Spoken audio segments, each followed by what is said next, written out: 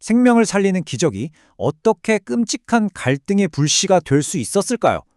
오늘 우리는요, 한 놀라운 사건을 통해서 분열과 죽음을 넘어 생명과 하나됨으로 나아가는 그 길을 함께 걸어가 보려고 합니다. 자, 이야기 속으로 저와 함께 들어가 보시죠. 모든 이야기의 시작은 정말 놀라운 치유 기적이었습니다. 무려 38해 동안이나 병상에 누워있던 사람이 완전히 낫게 된 거예요. 와, 모두가 기뻐하고 축하해야 할 순간이잖아요. 근데 문제가 생깁니다. 하필 그날이 바로 안식일이었기 때문이죠. 당시 율법 지도자들의 눈에는 안식일에 병을 고치는 건 절대 용납할 수 없는 율법 위반이었고요. 결국 이 기적은 축복이 아니라 박해의 시작점이 되고 맙니다. 쏟아지는 비난 속에서 예수님께서는 아주 간단하지만 그야말로 모든 판을 뒤집는 한마디를 던지십니다. 바로 이 말씀이에요. 내 아버지께서 여태 일하고 계시니 나도 일하는 것이다. 이 한마디가 안식일 논쟁을 순식간에 전혀 다른 차원으로 끌어올렸고 이제 그분을 향한 위협은 상상도 할 수 없을 만큼 커지게 됩니다. 아니, 도대체 이 말씀이 왜 그렇게까지 위험했던 걸까요? 이게 그냥 나도 아버지처럼 일 좀 하겠다 이런 변명이 아니었거든요. 핵심은 하느님을 내 아버지라고 부르셨다는 점입니다. 이 말이 듣는 이들에게는 방심 자신을 하느님과 똑같은 동등한 존재로 선언하는 것처럼 들렸던 거죠. 갈등의 핵심이 바로 여기에 있습니다. 당시 유다인들에게 생명을 주고 죽음을 다스리고 또 세상을 심판하는 권한은 오직 창조주 하느님, 그분께만 속한 거였어요. 이건 절대적인 영역이었죠.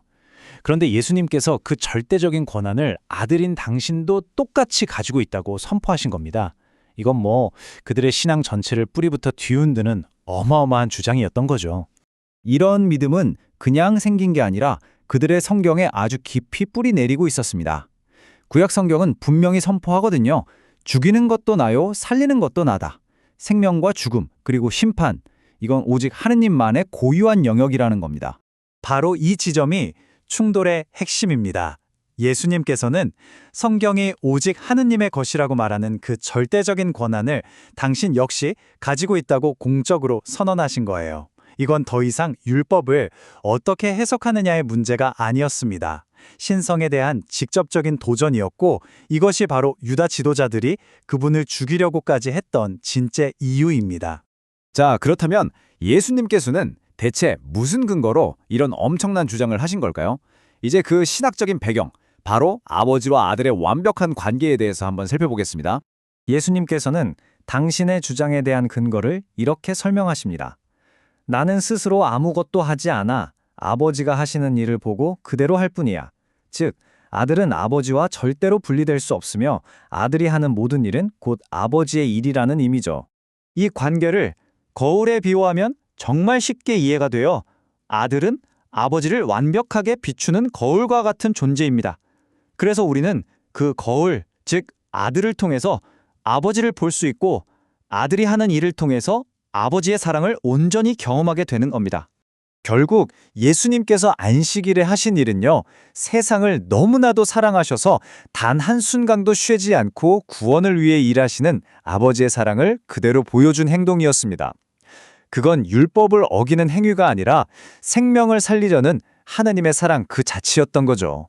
이 사건은 사실 더 큰 그림을 보여주고 있어요. 바로 죄 때문에 갈기갈기 찢어진 세상과 그것을 다시 하나로 모으는 구원의 이야기입니다. 성경이 말하는 죄, 그 본질이 뭘까요? 우리가 흔히 생각하는 것처럼 그냥 규칙 몇 개 어기는 행위가 아니에요. 그 핵심은 바로 분열입니다. 하나님과 우리 사이, 사람과 사람 사이, 심지어 내 자신 안에서까지 원래 하나였던 모든 관계를 깨트리고 갈라놓는 그 힘, 성경은 바로 그것을 죄라고 부릅니다. 이 분열은 마치 연쇄 반응처럼 일어나요.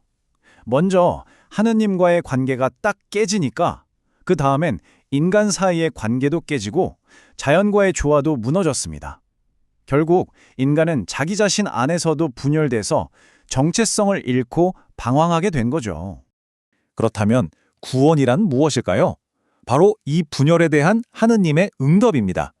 죄 때문에 깨지고 흩어졌던 모든 관계를 다시 하나로 꽁꽁 묶어서 온전하게 만드는 것. 이것이 바로 구원의 핵심, 일치의 회복입니다. 예수님께서 가져오신 이 일치는 우리에게 궁극적인 약속을 가져다 줍니다. 바로 분열의 가장 큰 결과물인 죽음을 이기고 영원한 생명으로 나아간다는 엄청난 약속이죠. 이 말씀은 오늘 이야기의 정점이라고 할 수 있습니다. 죽은 이를 살리시는 아버지의 그 생명력을 아들 역시 똑같이 가지고 있다는 선포. 이것은 바로 우리를 향한 하느님의 구원 의지가 얼마나 절대적이고 확고한지를 보여주는 약속인 셈이죠. 자, 그렇다면 우리는 어떻게 이 영원한 생명을 얻을 수 있을까요? 그 해답은 연결에 있습니다. 포도나무 가지가 줄기에 딱 붙어 있어야만 생명력을 얻는 것처럼 우리 역시 생명의 근원이신 예수님과 깊이 연결되어야 합니다. 바로 그분과의 온전한 일치 안에 참된 생명이 있는 거죠. 그리고 이것이 바로 복음의 가장 위대한 약속입니다.